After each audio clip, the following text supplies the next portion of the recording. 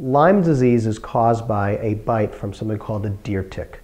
Deer ticks are prevalent specifically in the Northeast, but have been spreading more across the country.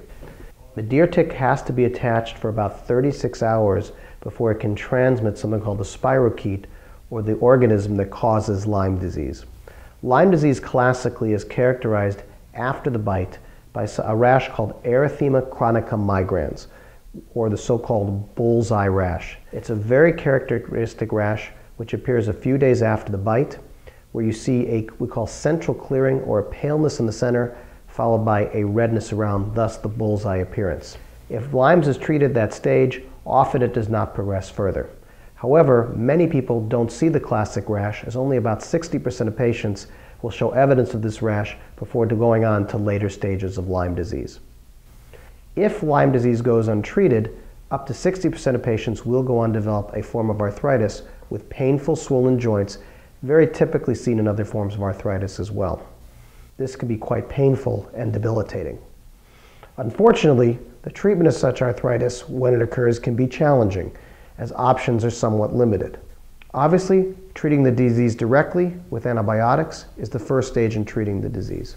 But if the symptoms of arthritis persist, or symptoms occur while undergoing treatment, then secondary medications are often useful and necessary to deal with this debilitating pain and inflammation.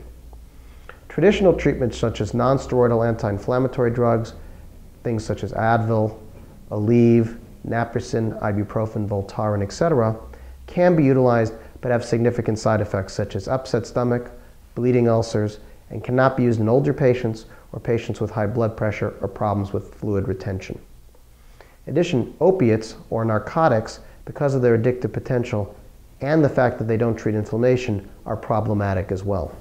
Theramine, a medical food specifically indicated for the treatment of inflammation and pain, can be very effective in treating the symptoms of arthritis related to Lyme disease and other conditions.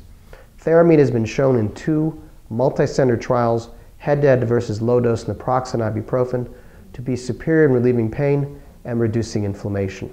There are now descriptions in books regarding Lyme disease of the benefits of theramine in treating the pain and inflammation associated with Lyme's arthritis, and is a subject that needs further study and research.